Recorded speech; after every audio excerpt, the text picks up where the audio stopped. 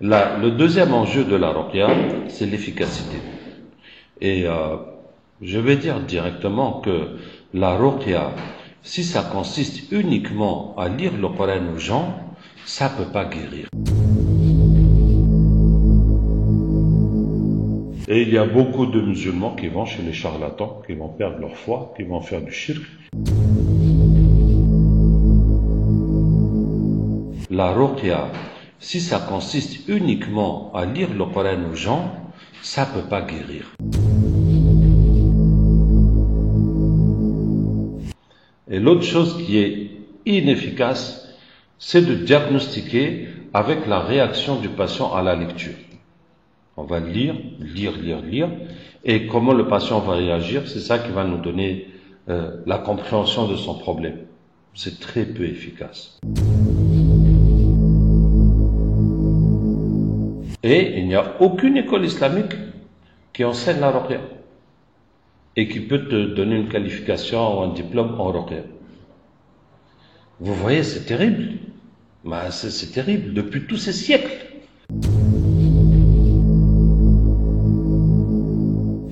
Parce que des gens, ils ont dit que ce gars-là, il demande l'aide des djinns, il fait du shirk.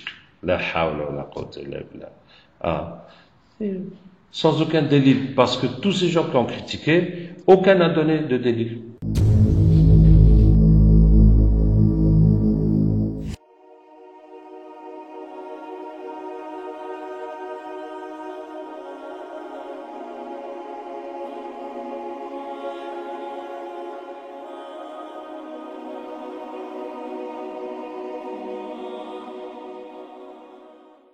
Alhamdulillah, wassalatu wassalamu ala rasulillah.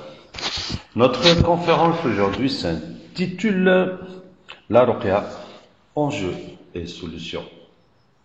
C'est moi qui ai choisi ce titre pour parler de la ruqya d'une façon, ce que je vais dire dynamique, mais en tout cas pour parler des problèmes actuels, de la situation actuelle de la ruqya, des enjeux actuels et des solutions qu'on peut y trouver. Le premier enjeu de la ruqya, c'est le fait de reconnaître que ça existe et que c'est utile et que ça a lieu d'être. Alors, il y a des savants qui nient ça, mais bon, en tout cas, au niveau du fiqh, au niveau du savant, la plupart des ulama disent que la sorcellerie existe et que vous allez passer sur YouTube, hein, je vous avertis. Donc, disent que ça existe et leur délit, bon, il y a beaucoup de délits, mais en tout cas, le délit le plus clair, c'est « Wa min sharri nafathati fil uqad ». Allah nous demande de demander sa protection contre le mal de celles qui souffrent dans les nœuds. Ça veut dire que les sorcières, les sorciers, quand ils récitent, ça crée du mal, ça va faire du mal dans la vie de la personne. Alors nous, développons ça en disant que les nœuds, ça va attacher la vie d'un homme pour qu'il ne gagne plus d'argent, ou ça va attacher le ventre d'une femme pour qu'elle ne fasse plus d'enfants, ça va attacher la tête d'un élève pour qu'il ne comprenne plus rien à l'école. C'est ça, un nafathat fi al-uqad, ça va attacher ta vie, comme on dit dans le langage courant, marbout, où ma vie est attachée, il n'y a rien qui marche. Ouais. Donc, c'est là. Et puis il y a des ulama qui nient et qui disent que non, tout ça c'est psychologique. Quelle que soit la chose qu'on peut dire, ils vont dire que c'est psychologique, il faut aller voir des psychiatres, etc. Bon, en tout cas, je n'essaye pas de convaincre ceux qui n'y croient pas, parce que nous avons suffisamment de patients qui cherchent à s'en sortir, et il y a beaucoup de musulmans qui vont chez les charlatans, qui vont perdre leur foi, qui vont faire du shirk, pour essayer de résoudre leurs problèmes. Donc, c'est le problème qu'on essaie de résoudre. Ceux qui n'y croient pas, en tout cas, on dit chez nous, il connaît la braise, seulement celui qui a marché dessus. Donc, si ça t'a pas touché, si jamais tu es confronté à une situation où tu ne pourras que admettre que c'est des djinns, etc., là, tu seras forcé d'accepter. Le deuxième enjeu de la ruqya, c'est l'efficacité. Et je vais dire directement que la ruqya, si ça consiste uniquement à lire le Coran aux gens, ça peut pas guérir. On ne peut pas guérir comme ça. C'est ma conviction, c'est mon expérience. Ce n'est pas qu'une lecture. Ce n'est pas que la lecture. Et pour ça, je vais vous parler un peu de l'historique de la ruqya. Parce que la ruqya existait avant l'islam. Donc, ça n'a rien à voir avec le Coran. On traitait toutes sortes de maladies. Bien sûr, la sorcellerie légitime, mais même d'autres maladies. Comme l'histoire des Sahaba qui ont soigné un chef de tribu qui était piqué par un scorpion. Donc, c'est un empoisonnement. Il n'y a pas de djinn dans cette affaire. Donc, ça, ils soignent toutes sortes de choses. Alors, la ruqya, c'est quoi? Et pourquoi, alors, c'est pas la médecine? Qu'est-ce qui distingue la ruqya? Qu'est-ce qui sépare la ruqya de la médecine? La ruqya, ça veut dire soigner avec des paroles. C'est ça, la ruqya. Maintenant, soigner quoi? Ça peut être n'importe quoi. Les paroles aussi, ça peut être n'importe quoi. Et pour ça, quand le prophète sallam est arrivé à Médine, voici le hadith le plus fondamental dans la ruqya. Quand le prophète sallam est arrivé à Médine, les gens qui faisaient la ruqya sont venus le voir et lui dire, voilà, avant l'islam, jusqu'à maintenant, on faisait la ruqya. Maintenant, nous sommes musulmans. Est-ce qu'on peut continuer? Alors, pourquoi la question ne s'est pas posée à la Mecque? Pourquoi cette question s'est posée quand le prophète sallam est arrivé à Médine? Parce qu'à la Mecque, les musulmans étaient persécutés. On les torturait. Cette question, toutes les questions se sont posées à Médine. Est-ce que l'alcool c'est bien? Est-ce que si c'est bien? Est-ce que ça? Parce que c'est devenu une société musulmane et maintenant on va tout faire selon les règles de l'islam. C'est pour ça que, donc, quand le prophète sallam est arrivé à Médine, la question de la ruqya est venue. Et le prophète sallam m'a dit, i'ridu alayya ruqakum. Récitez-moi vos ruqya. Vous dites quoi?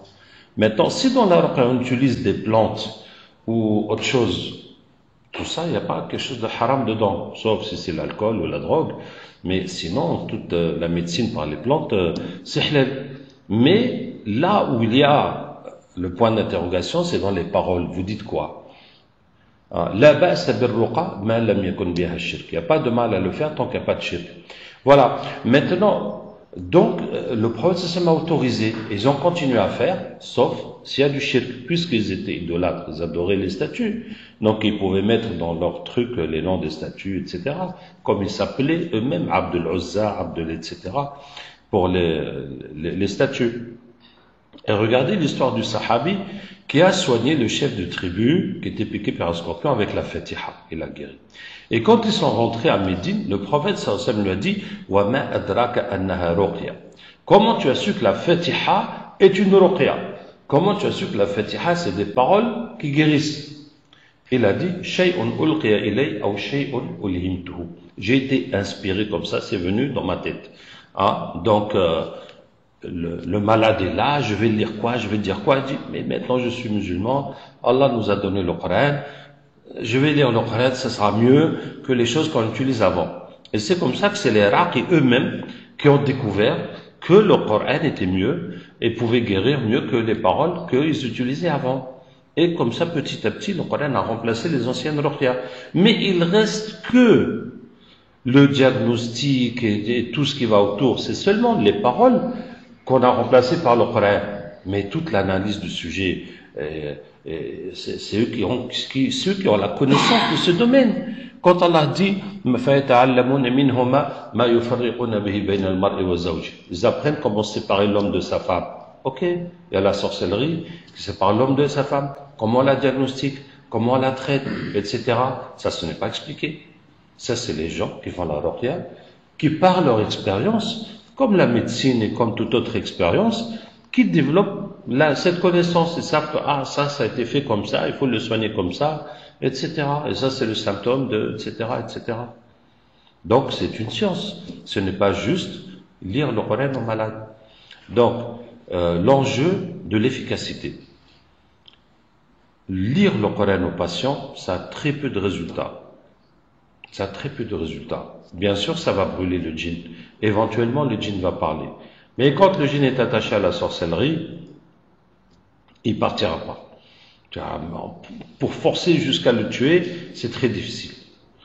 Et se baser sur qu'est-ce que le djinn va dire pour pouvoir soigner le malade, c'est efficace à 30, 40, 50%. que le djinn va te donner la solution, comment tu vas résoudre ce problème. Ça veut dire que, franchement, on ne peut pas se baser sur ça. On ne peut pas avoir ça comme plan de guérison.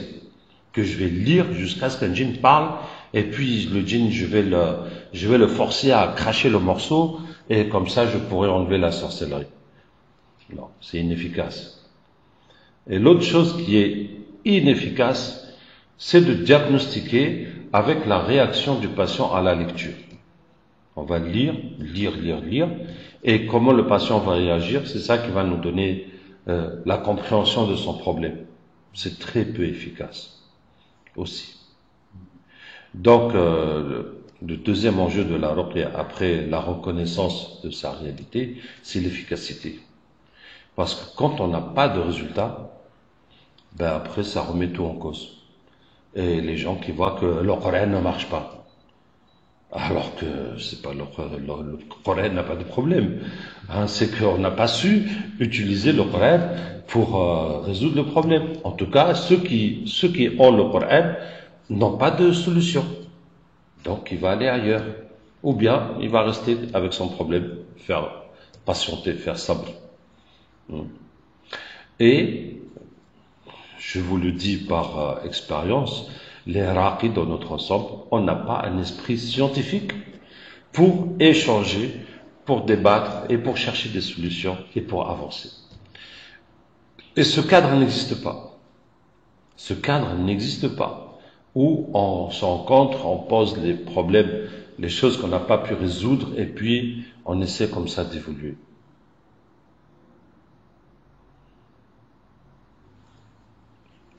Et il n'y a aucune école islamique qui enseigne la ruqya et qui peut te donner une qualification ou un diplôme en ruqya. Vous voyez, c'est terrible. C'est terrible. Depuis tous ces siècles que l'islam existe et que ce problème est posé, les musulmans dans notre ensemble, on n'a pas pu apporter une solution. Donc chaque raqi se débrouille avec son expérience. Il y en a qui ont écrit des livres, mais c'est tout. Ouais, c'est vraiment c'est agib. Et pourquoi on en est là alors que dans d'autres domaines on s'organise pour la zakat, pour l'ilm, pour le tahfiz du Coran, pour faire des mosquées, pour tout ça on s'organise. Et pourquoi pas pour la ruqya? Eh bien parce que les shayatines, ils font du très bon travail pour empêcher ça. Et je vais vous donner un petit exemple de ce que font les shayatines. On était en Afrique du Sud. En Afrique du Sud, il y a des centres de désintoxication des drogués qui appartiennent à des musulmans et qui sont faits par les musulmans pour les musulmans. Et ce centre, c'est un centre religieux où ils font les prières, ils ont un imam, ils font des durus, ils ont aussi du sport, une piscine, une salle de muscu, ils ont aussi des psychologues pour les accompagner. Et puis c'est dans la nature, c'est loin ils peuvent pas acheter de la drogue même s'ils veulent, même s'ils sont en manque, même s'ils ont de l'argent, il y a rien parce que c'est vraiment dans la nature, il n'y a même pas de transport. Et on est parti les voir et on a fait le captage. Bon, c'est pas le sujet tout de suite, mais en tout cas. Et la plupart de ceux qui étaient là ils avaient tous des djinns. Ça, c'était automatique parce que quand on fait un péché, même si tu bois l'eau sans dire bismillah, il y a des djinns qui vont venir. Alors, si tu prends la drogue, encore plus. Mais la plupart, ils avaient de la sorcellerie pour gâter leur vie. Et c'est ce qui les mettait dans cette situation de drogue. Et le responsable m'a dit qu'ils ont un taux de réussite de 7%. Ça veut dire que tous les gens qui viennent, après qu'ils finissent, ils passent là-bas 6 semaines, 40 jours et quelques, ils vont presque tous revenir dans la drogue. Donc on a fait, et puis il nous a dit que lui, il veut intégrer la ruqya dans son programme qui est là-bas. Pour que tous ceux qui viennent pour la désintoxication, on va leur faire aussi le programme de la ruqya pour leur enlever la sorcellerie des djinns. Et je dis, c'est exactement ce qu'on veut. Et on s'est mis d'accord, parce qu'un centre de ruqya à 50 km de là, qu'ils vont venir une fois par semaine et traiter tous les gens qui sont là-bas, et voilà. Donc, et il m'a dit que eux, ils sont en lien, ils sont coordonnés avec des centres de désintoxication dans le monde entier. Et ils échangent, et il n'y a aucun centre, nulle part, qui a un taux de réussite plus que 7%. Donc, que ce soit les musulmans ou les kuffars, tout le monde, c'est ce qu'ils ont. Ils n'ont pas une solution pour sortir les gens de la drogue. Et qu'est-ce qui s'est passé? Il y a un des gardiens qui a tapé un des malades, et le malade est mort, et l'État est venu, il a fermé le centre. Voilà. Vous voyez, c'est pour vous dire comment les chéatines travaillent. Comment un projet comme ça pouvait avoir beaucoup d'effets. En tout cas, c'est sûr que les gens qui sont là-bas, ça va les aider beaucoup. Les chéatines, ils ont fait un autre plan et tout est arrêté. Voilà. Et donc, il y a une réalité que vous devez connaître sur l'Irak et que je connais parce que je me balade partout. Mais typiquement, c'était au Ghana, un Irak, il m'a dit que au début, quand il lisait, les djinns parlaient, puis faisaient les efforts, les djinns partaient, les gens s'amélioraient. Mais après, maintenant, il n'y a plus rien. Ils lisent fatigués, il n'y a plus de manifestations, ils font ce qu'ils peuvent avec les gens ne guérissent pas, il n'y a plus d'amélioration. Et quand on a capté, il y avait des chéatines que les sorciers ont mis autour de son centre, et quand quelqu'un vient pour se soigner, ils enlèvent les djinns qui est avec eux, et ils les laissent faire tout ce qu'ils veulent, et quand ils sortent, ils remettent les djinns sur eux, etc.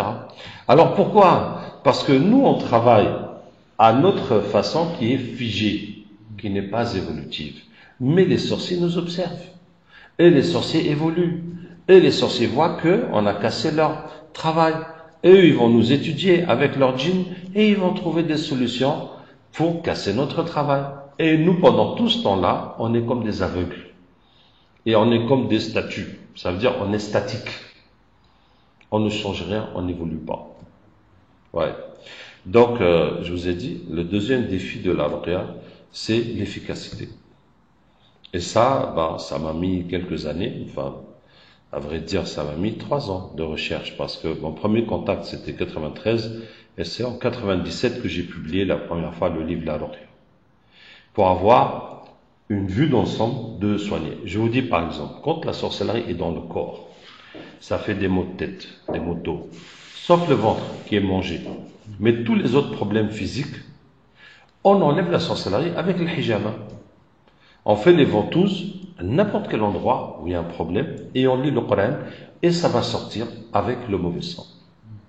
Simple, efficace, rapide, sunna, pas cher.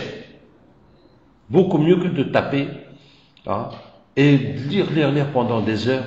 Voilà, une solution très efficace, très simple. Et c'est sunna. Et mashallah. Et ça marche. Avant ça, quand une femme avait la sorcellerie dans les ovaires pour pas avoir d'enfant, il fallait qu'on fasse 7 séances de ruqya pour enlever cette sorcellerie. C'est-à-dire, elle vient, on lit, elle va se laver, utiliser l'huile, elle revient, on recommence 7 fois. Donc, à peu près 2 mois de traitement pour que la sorcellerie parte de ses ovaires. Et avec les ventouses, ça part en une seule séance. Et ainsi que la plupart des douleurs et des maladies. Voilà. Donc, voici la solution. Et ce qui fait que la lecture sans les ventouses, on ne la fait pas. On fait les ventouses, on lit.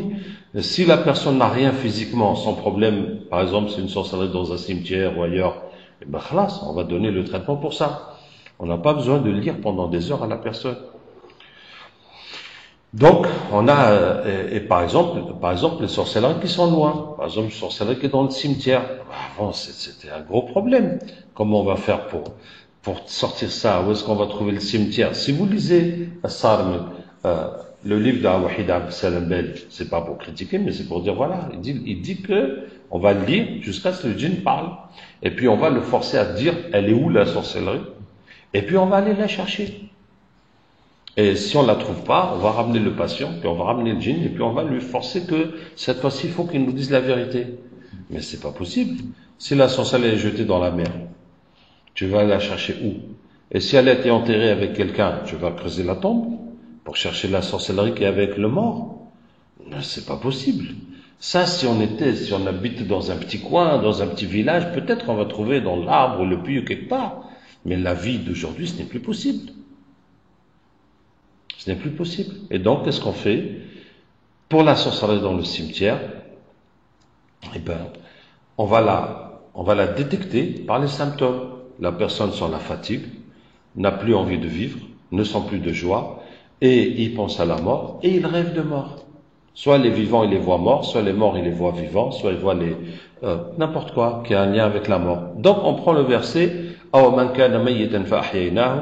est-ce que celui qui était mort et nous lui avons ressuscité et on lui a donné une lumière avec laquelle il marche parmi les gens, est-il égal à celui qui est dans les ténèbres et qui n'en sort jamais? Et on va ajouter ce verset dans l'eau, il va se laver avec, ça va partir, etc. Par exemple, la première fois que j'étais en Côte d'Ivoire, dans le cadre de la ruqya, on avait beaucoup de patients qui rêvaient de poissons. Certains voyaient des poissons vivants, des poissons morts, des poissons braisés, et grillés, des poissons séchés, et on s'est demandé, mais c'est quoi? Et on a trouvé que les sorciers ont une technique, c'est qu'ils mettent la sorcellerie dans l'hameçon, ils mettent l'hameçon dans l'eau, et ils attendent qu'un poisson vienne le manger, et puis ils relâchent le poisson dans l'eau. Maintenant, le poisson est parti avec ta sorcellerie dans son ventre. Comment tu vas le trouver? Où tu vas le trouver? Et après ça, on est parti à l'île de la Réunion, et à l'île de la Réunion, les gens rêvaient de requins. Ça veut dire que ton poisson, c'est un requin qu'elle a mangé. Maintenant, il faut chercher un requin. Donc, qu'est-ce qu'on fait? On prend le verset, le poisson l'a avalé alors qu'il était blabable. Si ce n'était pas le tasbih qu'il avait fait, il serait resté dans son ventre jusqu'au jour dernier. Et on ajoute ce verset dans l'eau, la personne va se laver avec et ça va partir. Ouais. Donc, comme ça, on a développé 45 versets pour 45 différents types de sorcellerie et on les ajoute dans l'eau, la personne se lave avec. Donc, en tout cas, le deuxième enjeu de la ruqya, c'est l'efficacité.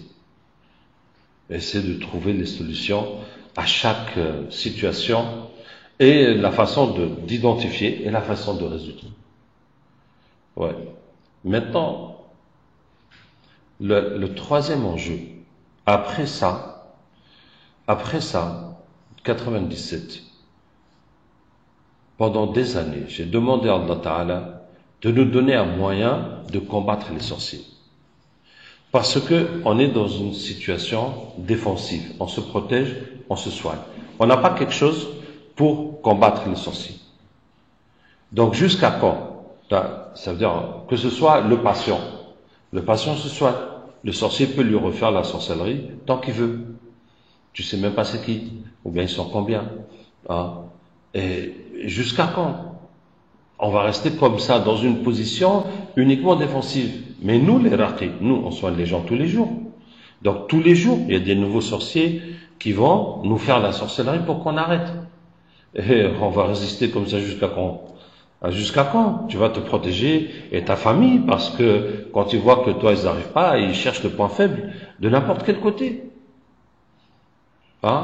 Mais on va rester quand? Combien de temps? Parce que, subhanallah, tu peux être motivé, lire le Coran, mais combien d'années? Sans faiblesse, sans péché, sans subhanallah. Et nous, notre but, c'est pas ça. C'est pas uniquement de soigner les gens. Nous, on veut que la sorcellerie disparaisse. Ces gens-là, on veut les éliminer. On veut qu'ils disparaissent de la terre. Donc ça ne nous suffit pas de soigner les gens, et puis eux, ils continuent à travailler. Et c'est ça que j'ai demandé à Allah pendant longtemps. Et pendant longtemps, on n'avait que le combat dans le rêve. C'était la première chose qu'on avait. Ça veut dire que le point faible du sorcier, c'est quand tu le vois dans tes rêves. Par exemple, il y avait une jeune fille, c'était une de ses grand-mères, qui lui faisait la sorcellerie, ça veut dire sa belle grand-mère. Et dans le rêve, la vieille est venue avec un couteau pour la poignarder, et la fille lui a enlevé le couteau et l'a poignardé, et la vieille s'est levée le matin, elle a vomi du sang pendant 3 jours, et puis elle est morte. Voilà. Donc c'est ce qu'on fait, qu'on dit à nos patients de faire. Avant de dormir, demandez à Allah de vous ramener la personne qui vous a fait ça pour le tuer sans aucune pitié ni hésitation. Et ça va se retourner sur lui. Des fois, il lui arrive des choses, des fois, on ne voit pas. Parce que, on ne les connaît pas forcément, mais des fois, il leur arrive. Et des fois, la personne voit que non, la personne est là. Et des fois, il l'a tué plusieurs fois dans le rêve, mais ça finit pas. Bon, c'est un combat. Au moins, on a quelque chose pour se battre. Mais c'est déjà ça. Mais on voulait plus. Et jusqu'à ce qu'on a découvert le captage. jusqu'à ce qu'on a découvert le captage. Et le captage, c'est ce qui fait qu'aujourd'hui, notre conférence a été annulée. Et puis on s'est mis dans une petite salle pour que je fasse la conférence devant mon ordinateur et que je passe ça sur YouTube. Subhanallah, parce que des gens, ils ont dit que ce gars-là, il demande l'aide des djinns, il fait du shirk. La hawla wa la quwwata illa billah. Sans aucun délit, parce que tous ces gens qui ont critiqué, aucun n'a donné de délit. S'ils avaient des délits, ils auraient donné. Mais comme aucun n'a donné de délit, ça veut dire qu'ils n'ont pas de délit. Ils n'ont pas de délit. Et alors? Et puis, mais laisse-moi faire la conférence, et puis viens dire devant tout le monde que je fais du shirk. Subhanallah. Mais c'est comme ça. Ça, c'est notre situation des musulmans. C'est notre situation, c'est notre situation. Au lieu de trouver des solutions pour avancer, voilà ce qu'on est en train de faire. J'ai jamais refusé de débattre avec qui que ce soit. qu'Allah nous aide. Ouais, donc de toute façon, voilà, on parle. Donc le captage, c'est venu comment? C'est venu que le premier groupe que j'ai formé au Burkina en 2005, quand je les ai laissés, les sorciers ont fait la sorcellerie sur eux comme la pluie. Sur eux, sur leurs patients, sur leur famille. Si quelqu'un vient il a 1 ou 2 ou 3 problèmes, il va aller mieux quelques jours, puis il va se retrouver avec 10 problèmes. Les sorciers leur faisaient pour que personne ne puisse guérir chez eux. Ils se sont retrouvés à passer tout leur temps à se soigner les uns les autres, tellement ils étaient attaqués. Et un parmi eux avait déjà des problèmes de djinn, et puis il lisait contre son propre djinn, jusqu'à ce que le djinn allait mourir, et il s'est enfui. Et le frère a été déçu, comment j'ai fait tout ce travail, maintenant il va partir, reprendre des forces, revenir, donc je vais jamais m'en sortir. Il a dit, Allah, ramène-le-moi pour que je puisse le terminer. Instantanément, le djinn est revenu chez lui, et il a pu le finir, il a pu le tuer. Et à partir de là, le frère a remarqué, quand n'importe quel patient vient, il dit, Ya Allah, amène-moi son djinn pour que je le maîtrise. Immédiatement, le djinn vient chez lui. Il dit, mais qu'est-ce que je fais là? Mais moi j'étais avec lui. Comment je suis venu là? Donc on lui dit, nous avons demandé à Allah de te ramener, et Allah t'a amené. Et le djinn, d'abord il est là, et puis il parle tout de suite. Alors que pour faire parler le djinn chez un patient, c'est très difficile, et des fois c'est impossible. La plupart du temps même c'est impossible. Et puis le djinn devient vulnérable totalement. Dès qu'on tape la main, ça lui coupe la main, et puis le bras, et puis il va voir qu'on va le tuer, donc il va accepter l'islam. Parce que le rapport de force, c'est comme un poisson qu'on a sorti de l'eau. Tu vois, si tu vas attraper le poisson dans l'eau, il est dans son élément, et toi tu es très faible pour attraper mais dehors, ça a complètement changé le rapport de force. Et voilà. Et donc, la première fois qu'on a vu ça, d'abord, je n'ai jamais douté que c'est halal. Parce qu'on demande à Allah, et Allah amène le djinn. Mais quel problème? Ça veut dire, des fois on me dit, tu n'as pas le droit de ramener le djinn dans un corps. Mais moi je fais quoi pour ramener le djinn? Est-ce que je vais l'attraper? Je vais le tirer? Je vais faire quoi? Moi je demande à Allah. Et Allah a ramené le djinn. Donc, regardez, si je mets mon chapeau là, tu vois, et je dis, Ya Allah, donne-moi $1 million. Tac, je trouve $1 million. Ça vous pose un problème? Allah dit, Ud'ouni astajib lakum. Mais si je dis tarabouche, takatouche, papouche, tatartouche, et le $1 million, vous dites non. Là, c'est les djinns qui ont ramené ça. Mais si je demande à Allah, et Allah a ramené le djinn, il y a quel problème? Je n'ai jamais eu de doute parce que la procédure est claire et limpide. Tu vois, et après pour comprendre quoi, puisque les djinns possédaient l'homme, le djinn est parti, on a demandé à Allah de le ramener, Allah l'a ramené. C'est tout. Et ça veut dire que le passage est déjà là. Le passage est déjà là. La possibilité de parler est déjà là. On a trouvé le moyen de ramener le djinn. C'est tout. C'est comme en médecine, le virus et le microbe qu'on va prendre pour fabriquer le vaccin. On le neutralise, on l'injecte et ça développe les anticorps, ça y est. Quand on a su faire le vaccin avec le microbe et le virus, c'est qu'on a gagné la bataille contre la maladie. On a vaincu la maladie. Donc, le même problème de possession, que les gens sont possédés, on a appris à retourner la situation contre les djinns. Et la première fois qu'on a vu ça, on a pensé que c'était quelque chose de spécial qu'Allah lui a donné, parce qu'il a beaucoup souffert, le frère, il a fait beaucoup d'efforts, mais très vite on a vu que tous ceux où les djinns en parlaient pouvaient le faire. Et on a commencé à les multiplier, à les fabriquer, à les entraîner, les capteurs partout, et ça marche de la même façon. Et après, petit à petit, ça développe, et puis jusqu'à maintenant, ça se développe, puisque vous pouvez voir dans mes vidéos que chaque fois, il y a des nouveaux versets qui viennent.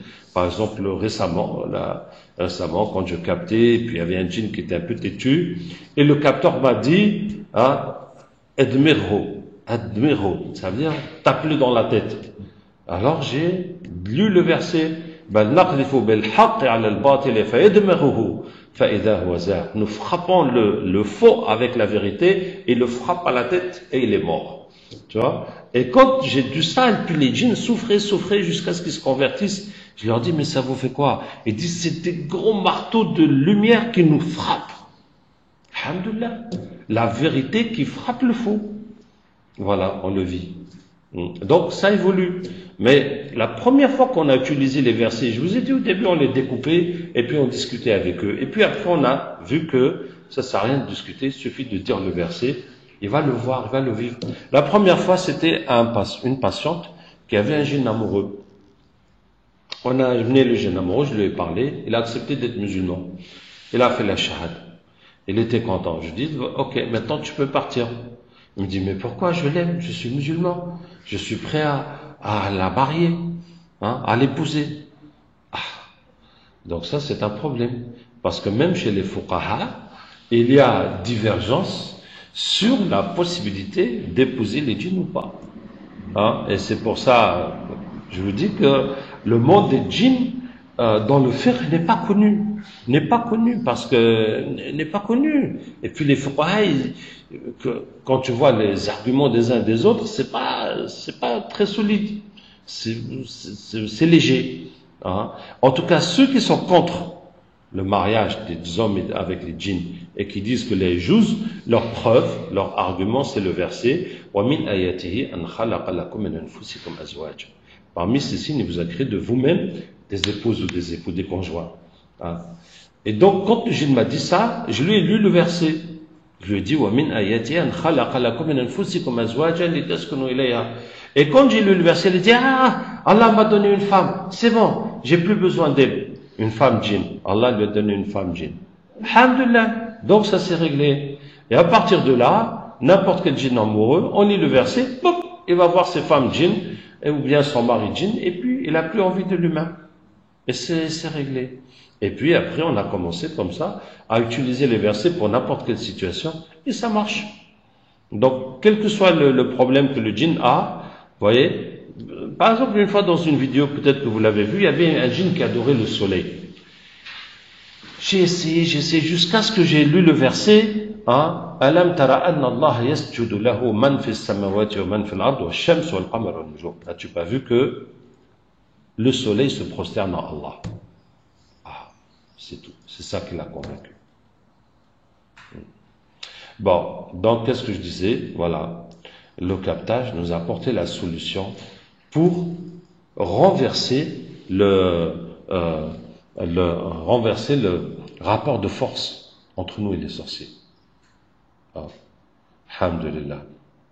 Alhamdulillah. Ça nous a permis de renverser le rapport de force entre nous et les sorciers. Donc, quand on capte pour le patient, les djinns qui est avec lui, qui est dans sa maison, qui est dans sa famille, et chez tous les sorciers qui ont envoyé ces djinns, et on les renvoie les combattre.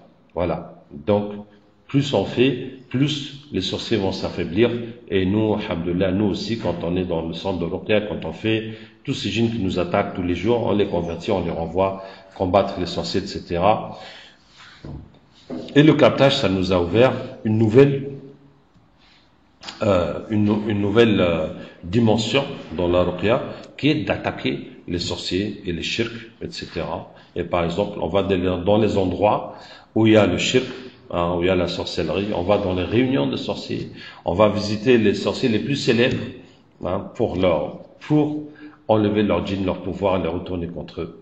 Ouais, alhamdulillah, parce que ça c'est Si je vous donne l'exemple, il y avait une fois au Togo, un da'i qui est parti prêcher les idolâtres, les féticheurs, dans un village où il y avait des musulmans et des féticheurs. Et il est parti pour faire da'wah aux idolâtres. Il a dormi dans la mosquée. Le matin, il s'est retrouvé dans la rivière. Hein, il s'est retrouvé dans la rivière. C'est-à-dire, toi, tu vas expliquer aux gens qui adorent les statues que c'est pas bien. Eux, ils t'ont montré le pouvoir de leurs statues. Voilà nos statues, ce qu'elles sont capables de faire. Est-ce que toi, tu es capable de montrer le pouvoir d'Allah? Donc, tu n'es pas capable. Hein? Alors que eux, ils te montrent les statues, concrètement, qu'est-ce qu'elles peuvent faire. Hein? Et toi, tu peux pas montrer ce qu'Allah peut faire. Donc, tu peux pas les convaincre. Hein? Donc, alhamdoulilah, avec ça, on va chez les sorciers, puis on leur montre ce qu'on peut faire. Que tous leurs djinns, on les enlève, on les retourne contre eux, et ça va gâter tout leur travail. Alhamdoulilah. Bon. Donc, en tout cas, les enjeux maintenant, mes frères, parce que, en vérité, bon, alhamdoulilah pour les bienfaits qu'Allah nous a donnés, mais la vérité, c'est que nous sommes en train de perdre la bataille contre la sorcellerie et contre le mal. Nous sommes en train de perdre la bataille. Ça veut dire que la sorcellerie, le satanisme se développe beaucoup plus vite que nous développons la ruqya. C'est-à-dire que nous pouvons unir, former les raqis, développer la ruqya. Et je ne sais pas si vous avez vu ma vidéo, mais récemment au Mali, il y a un grand centre de sorcellerie qui a été inauguré de façon officielle avec le ministre de la Culture et des grandes personnalités qui viennent de plusieurs pays. Subhanallah. Alors que la ruqya, impossible. Wallah, subhanallah, impossible. Quand des pays, même des pays, des gouvernements nous appellent, disent venez nous aider parce que on a des problèmes, il y a eu une guerre, il y a eu beaucoup de sacrifices, beaucoup de morts, beaucoup de gens ont enterré des trucs, beaucoup de gens ont fait des sorcelleries. Et parce que quand, par exemple, il y a un gouvernement, l'opposition va faire des sorcelleries pour bloquer le gouvernement, pour qu'il échoue, pour que eux soient élus à leur place. Mais quand eux sont élus à leur place, toutes les sorcelleries qu'ils ont fait pour bloquer le pays sont toujours là. Tu vois, et les autres vont aussi leur faire la sorcellerie pour bloquer le pays. Tout est bloqué. Tout est bloqué. Tu vois, tout est bloqué au point qu'une fois, quelqu'un m'a raconté qu'il était responsable de faire la route. Ils ont commandé des pavés pour faire la route. Et le gars qui fabrique des pavés leur a fabriqué des pavés triangulaires. C'est un truc de fou. Mais comment tu vas paver la route avec des pavés triangulaires? C'est pas normal. Subhanallah. Pour dire des blocages incroyables. Ouais. Et même quand ils nous appellent pour résoudre ça, il faut que ce soit en cachette. Il faut que personne n'entende, ne sache ou ne voit qu'on appelait des raqis pour nous aider. Alors que les sorciers, masha'Allah, là, on leur donne toute la place. Et voilà. Donc l'autre enjeu, cette bataille, on est en train de la perdre. Et le mal se propage de plus en plus. Par exemple, nous, on va soigner combien de gens? Mais les sorciers sont beaucoup plus nombreux que nous. Et ils continuent à ensorceler les gens. Et puis ça se développe. Ah, le satanisme. Par exemple, les gens font la sorcellerie de plus en plus pour avoir les postes, pour avoir les élections, etc. Mais une fois qu'ils ont eu, qu'est-ce qui se passe? Qu'est-ce qui va se passer? C'est que tous les gens propres, ils vont les exclure. Ils vont les exclure du gouvernement, des responsabilités, de tout. C'est-à-dire jusqu'à ce qu'ils ne soient que entre eux pour gouverner. Ah, c'est ce qui est en train de se passer un peu partout. Et c'est pour ça que je peux pas dire que les portes se ferment, mais vraiment l'étau se resserre autour des musulmans partout. En tout cas, vous savez, ce que je dis toujours, c'est que nous allons vers la période de Dajjal, et Allah a donné Surat Al-Kahf, qui est la protection contre Dajjal. Et l'histoire des jeunes, ces jeunes sont un groupe d'adolescents, de jeunes qui ont cru dans un pays, dans une ville mécréante. Et ils ont dit, s'ils nous découvrent, ils vont nous tuer ou nous remettre dans leur voie. Vous voyez à quel point la pression, nous n'en sommes pas là. Nous n'en sommes pas là. On nous a pas encore dit quitte l'islam, on te tue. On n'est pas encore là. Voilà. Mais, même si on a de plus en plus de pression, mais ces groupes-là, Allah les a sauvés. Allah les a sauvés. Et c'est comme ça que ceux qui tiennent Allah seront sauvés au temps de Dajjal. Même si tout le monde est contre nous et qu'on nous dit tu coûtes l'islam, on te tue, Allah a donné sourate Kahf pour ça. Allah nous sauvera. Hein? Donc, mais la plupart des musulmans ne sont pas sauvés. Parce que tous ceux qui sont dans le shirk, par exemple la sorcellerie, les gens qu'on soigne qui ont la sorcellerie, c'est qui leur a fait? C'est des musulmans. Et la plupart du temps, c'est des gens dans leur famille. Ouais, et c'est dans des pays musulmans qu'il y a des gens qui font la sorcellerie. Et beaucoup font la sorcellerie au nom de l'islam. Ils disent que c'est le Coran qu'ils utilisent, etc. Alors que, ouais, donc tous ces gens-là qui sont déjà dans le satanisme, c'est automatiquement vont suivre Dajjal. Et les gens qui sont dans les péchés aussi. Bon, en tout cas, voici les enjeux. Mais nous, ça veut dire que, ouais, maintenant, la ruqya, tout le monde peut la prendre et la pratiquer. Ces solutions que je vous dis, les ventouses, etc., les versets, tout le monde peut la prendre et le pratiquer. Il n'y a pas, la seule condition est de pouvoir lire le Coran.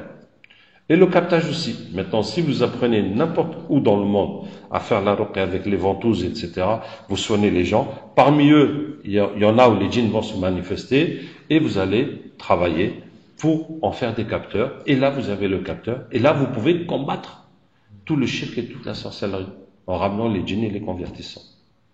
Voilà. Et ça va changer les situations. Alhamdoulilah. J'ai une petite bonne nouvelle parce que, alhamdoulilah, on a quand même des victoires. Est-ce que vous avez vu la vidéo que j'ai publiée récemment, les 124 Mehdi? Hein, c'est une dame qui m'écrit que son mari est rentré dans une secte et ils ont un Mehdi qui leur demande de vendre tous leurs biens pour lui donner et puis de venir habiter avec eux. Puis il dit des choses très bizarres sur la religion. Et donc on a capté les jeunes, ils ont dit qu'ils font les Mehdi partout, hein, pour créer la zizanie et les garments chez les musulmans. On dit pour préparer des gels, il faut beaucoup de ça. Et je dis, vous en avez combien? Ils ont dit 124. C'est pour ça que j'ai appelé la vidéo les 124 Mehdi. Actuellement, après, il y en a qui meurent, il y en a des nouveaux. Ça, ce n'est pas fixe, hein. Et puis la dame m'a écrit, elle m'a dit, le jour où j'ai publié la vidéo, la veille, son mari s'est levé le matin, et elle a dit, tout ça c'est n'importe quoi, et il a laissé tomber. Alhamdulillah. Voilà. Donc, quand on convertit ces djinns, eh ben, ceux qui étaient là pour égarer les gens, au contraire, ils vont tout faire pour les guider, pour leur faire du waswas positif et pour combattre les gens qui utilisent la sorcellerie. Donc, subhanallah, l'outil, on l'a. Et je vous dis, n'importe où dans le monde, apprenez, faites la ruqya, soignez les gens vous-même autour de vous. À force de soigner, vous aurez des capteurs. Et voilà, on a l'outil pour combattre. Parce que, subhanallah, tous ceux qui travaillent pour le mal, pas tous, mais beaucoup de gens qui travaillent pour le mal ont compris comment utiliser les djinns pour accéder, hein, pour réussir. Hein. Et vraiment, les djinns musulmans sont très faibles parce que ils ne reçoivent pas de soutien. Et c'est comme ça, le monde des djinns dépend des humains, mais nous, on ne le sent pas, mais les kuffars le savent parce que tous les sacrifices qu'ils font pour les djinns, les rituels, ça renforce tous ces shéatines, hein. Et ces shéatines, ils vont attaquer les musulmans, et voilà, et maintenant on se retrouve, par exemple, cette affaire d'homosexualité qui nous est presque imposée, hein, et puis de changement de sexe, et beaucoup de choses qu'on voit pas, mais c'est parce que, ça y est, ils dominent tout. Ils ont tout dans leurs mains. Le mal se propage, le mal gagne du terrain. Qu'Allah nous aide. Voilà. Alors, est-ce qu'il y a des questions sur le sujet avant de laisser des questions sur d'autres sujets? Oui. Est-ce qu'il y a un risque à capter avec un capteur? Il n'y a pas de risque. Et vous voyez dans mes vidéos qu'il y a des fois de la bagarre, etc. Mais je vous dis qu'il n'y a pas de risque. Parce que le captage est un dua. On demande à Allah de ramener les djinns de cette personne ou de cette situation. Si Allah sait que ça va mal se passer, qu'il va tuer, qu'il va casser, qu'il y aura quelque chose de grave, la police va venir, Allah ne va pas laisser faire. Vous voyez? Une fois, j'ai eu quelqu'un qui est venu, c'était au Bénin, il a dit dans leur village, les sorciers envoient les djinns posséder les enfants d'une école. Les enfants étaient possédés et les parents ont pris les enfants chez les sorciers pour les soigner. Je dis, ok, on va demander à Allah de ramener les djinns. Donc on a demandé, les djinns sont venus, sont convertis. J'ai dit, les djinns des enfants sont venus. Ils ont dit non, seulement les djinns des sorciers. J'ai dit, ok, on va demander à Allah de ramener les djinns des enfants. Et quand on a demandé, le djinn a dit non, Allah n'a pas voulu, parce que si les djinns des enfants viennent et se convertissent, les enfants seront guéris et les gens diront que les sorciers ont guéri les enfants. Parce que en ce moment-là, les enfants étaient chez les sorciers pour être soignés. Vous voyez? Donc il n'y a pas de risque. C'est pour ça que il y a une vidéo. Vous voyez, quand on a fait l'île du diable, on a fait le captage, on est parti dans l'île du diable. Et finalement, en tout cas nous, au niveau des djinns, ils ont dit que c'était le plus grand centre satanique au Sénégal. On a capté, il y avait la bagarre, il fallait 5 frères pour tenir le capteur, parce que, machallah, il était costaud. Et après, j'ai fait les captages, les 124 mètres, j'ai fait avec lui sur le toit de ma maison, au 2e étage. Donc, j'étais un peu tombé du toit, et puis j'étais tout seul avec lui. Tu vois, donc, physiquement, c'était très difficile de le maintenir. Mais, alhamdoulilah, j'ai pas peur, parce que Allah ne va pas faire que ça va se passer. Hein, donc, il n'y a pas de risque. Et les épreuves d'Allah tabaraka wa ta'ala, parce qu'il faut des épreuves. Dans le travail islamique, ça c'est obligé, on peut pas travailler, l'islam va se développer comme ça, sans se fatiguer, non, il faut des épreuves. Mais le plus que Allah nous éprouve, c'est la peur. وَلَنَبْلُوَنَّكُمْ بِشَيْءٍ مِنَ الْخَوْفِ وَالْجُوعِ وَنَقْصٍ مِنَ الْأَمْوَالِ وَالْأَنْفُسِ وَالثَّمَرَاتِ. On va vous éprouver avec un peu de peur, de faim et de diminution des biens et des enfants, etc. Donc la plupart du temps, c'est des peurs. Et puis, alhamdoulilah, c'est rien passé. Donc, c'est comme ça. Le capteur est quelqu'un, d'abord, qui était patient, qui faisait des crises, et les djinns parlaient dans sa bouche. Ensuite, on va le traiter jusqu'à convertir les djinns, et puis l'entraîner à capter les djinns. C'est ça l'aptitude du capteur. C'est qu'au départ, il était possédé. C'est cette aptitude qui fait qu'après, il va pouvoir capter. Après les péchés, ça lui permet de capter. Après, dans la ruqya, comme on est attaqué par les sorciers, ça, si on fait des péchés, on peut pas se protéger. Parce que les protections, par exemple, quand on sort de la maison, le prophète ça me dit, on dit Bismillah, tawakkaltu ala Allah, wa la hawla wa la quwwata illa billah. Les anges te protègent et le shaitan s'éloigne de toi. Mais si tu sors de la maison, tu commences à regarder les femmes, les anges vont te laisser et le shaitan va revenir avec toi. Pareil, si c'est une femme qui n'est pas habillée correctement. Vous voyez, ça veut dire que les péchés annulent les protections. Donc, si quelqu'un fait des péchés, même s'il dit les protections, ça vaut rien. Et donc, les shayatines, les djinns vont l'attaquer, puis il sera foutu. Mais ça n'empêche que le captage marche. Par exemple, un patient qui vient, si les djinns se convertissent, il peut capter pour lui, pour sa famille. Déjà, au moins, régler son problème. Avant même de commencer à capter pour les gens. Parce que quand on fait la ruqya pour soi-même ou sa famille, ou le captage pour soi-même ou sa famille, il n'y a pas de risque. Parce que le problème, on est déjà dedans. On essaie de régler le problème dans lequel on est. Quand tu vas soigner les autres, là, les problèmes des autres vont t'attaquer. Donc, on rentre dans les risques et tu as besoin de te protéger. Mais pour te soigner toi-même, même si tu fais des péchés, tu n'es pas parfait, mais tu n'as qu'à le faire, toi-même, ta femme, tes enfants, parce que vous êtes dans le problème, il faut te battre comme tu peux. Mais avant d'aller soigner les autres, ça, il faut que tu aies la droiture dans ta vie. Quand on utilise la hijama pour enlever la sorcellerie chez les gens, il n'y a pas la hijama sèche. Pour nous, la hijama sèche n'a pas d'effet sur la sorcellerie et les djinns. Quand la sorcellerie est dans le corps, on enlève avec les ventouses. La sorcellerie, je vous dis, qui est loin, dans la tombe, dans les poissons, dans le fleuve, avec les cheveux, c'est des versets qu'on rajoute dans l'eau et puis on va se laver avec. La sorcellerie mangée, nous, on enlève avec le sana. Donc le sana, c'est une plante médicale qui est sunna. Et tu vois, avec l'eau coranisée, ça va purger le ventre. Pour moi, c'est plus simple que de faire vomir la personne et c'est plus efficace. Parce que quand on mange la sorcellerie, ça peut se mettre n'importe où depuis l'entrée jusqu'à la sortie. Tu vois, maintenant tu peux vomir ce qui est dans l'estomac, mais ce qui est dans les intestins, qui est déjà presque à la sortie. Mais comment tu peux vomir ça? J'ai jamais vu quelqu'un vomir ce qui doit sortir. Tu vois? Alors que la sorcellerie peut être jusqu'à la sortie. Et donc le sana, ça nettoie tout, depuis l'entrée jusqu'à la sortie. Et puis c'est plus simple que de faire boire à la personne des litres d'eau et d'huile et de la faire vomir. Donc c'est comme ça qu'on a enlevé la sorcellerie. En fait, c'est pas compliqué. Une fois qu'on a compris le système, hop, on pose les questions. Parce que le diagnostic, c'est avec les questions. Tu as quel problème, tu sens quoi, est-ce que tu as mal ici, là-bas.